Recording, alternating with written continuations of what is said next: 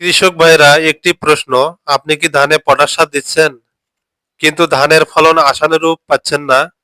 আমাদের দেশে প্রায় 60% কৃষক ভুল সময়ে পটাশ সার জমিতে প্রয়োগ করেন, আর এই ভুলের কারণে ধানের ফলন পায় প্রায় অর্ধেক।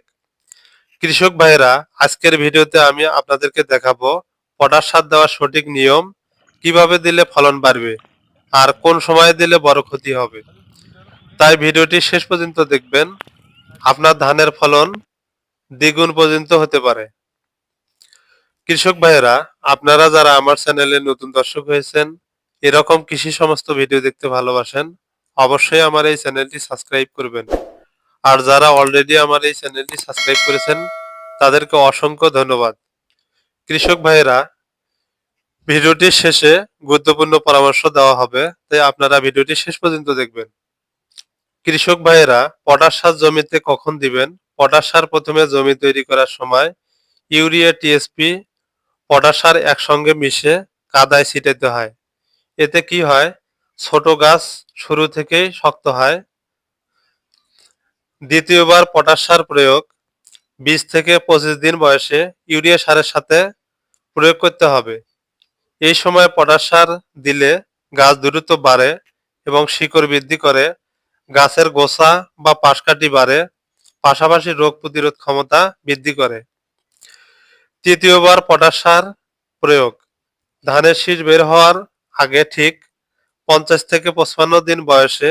এই সময়টাই সবচেয়ে গুরুত্বপূর্ণ সময়। এই সময়ে পটাশ সার দিলে ধানের শীষ বড় হয়, দানা বেশি হয়, ধানের সিডের পরিমাণ কম হয়, শীষের ছড়াগুলো অনেক লম্বা হয়, ফলে ধানের ফলন বেশি হয়। হঠাৎ ঝড় বা বাতাসে সহজে ধানের গাছ হেলে পড়ে না, ধান ঝরে মাটিতে পড়ে না এবং ব্লাস্ট রোগের আক্রমণ কম হয়। এই 3 সময় পটাশ সার দিলে আপনার ধানের ফলন অনেকটাই নিশ্চিত ফলন বৃদ্ধি পাবে।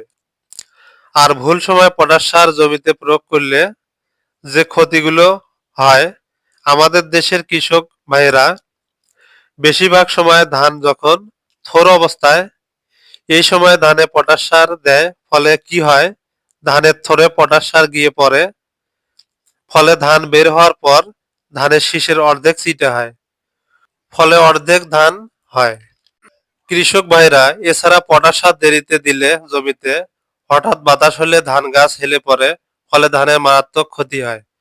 অনেক কৃষক ভাইরা আছে, শুধু কাদায় একবার পটাশ সার প্রয়োগ করে আর দ্বিতীয়বার তৃতীয়বার পটাশ সার জমিতে প্রয়োগ করে না, ফলে তাদের ধানের ফলন বেশি হয় না। আবার অনেকে শুকনো জমিতে পটাশ সার প্রয়োগ করে, এতে কি হয়, গাছ সার নিতে পারে না, ফলন কমে যায়। তাই ভুলগুলো অবশ্যই এড়িয়ে চলুন। সঠিক সময়ে পটাশ সার জমিতে দেওয়ার পদ্ধতি। কৃষক ভাইয়েরা, আর একটা গুরুত্বপূর্ণ বিষয়, এখন বাজারে বিভিন্ন কোম্পানির পটাশ সার কিনতে পাওয়া যায়, যেগুলো পাতায় স্প্রে করা যায়। যেমন ন্যাশনাল কোম্পানির ন্যাশনাল পটাশ, স্কয়ার কোম্পানির ফাস্ট পটাশ, এসিআই কোম্পানির বাম্পার কুইক পটাশ, ইস্পাহানি কোম্পানির তেজি র্যাপিড পটাশ ইত্যাদি বাজারে কিনতে পাওয়া যায়। এগুলোকে বলে লিকুইড বা ফোলিয়ার পটাশ। কখন স্প্রে করবেন? গাছ দুর্বল হলে, পাতা হলুদ হলে, শীষ আসার আগে।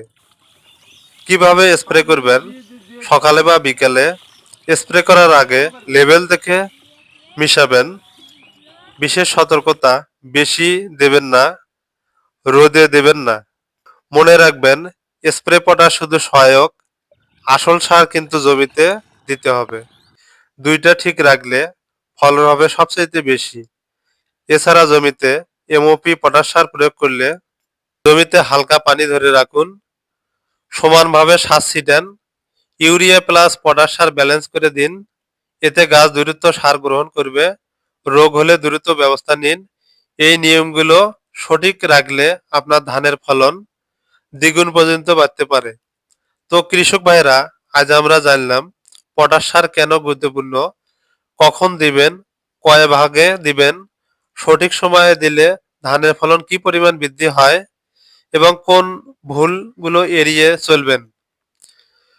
কৃষক ভাইয়েরা, ভিডিওটি যদি ভালো লাগে আপনাদের তাহলে লাইক দিন, চ্যানেলটি অবশ্যই সাবস্ক্রাইব করুন আর আপনার পরিচিত কৃষক ভাইদের সাথে ভিডিওটি শেয়ার করুন। আজ এই পর্যন্ত, আবার আসিব নতুন কোনো ভিডিওতে। সে পর্যন্ত অপেক্ষায় থাকবেন। সবাই সুস্থ থাকুন। আল্লাহ হাফেজ।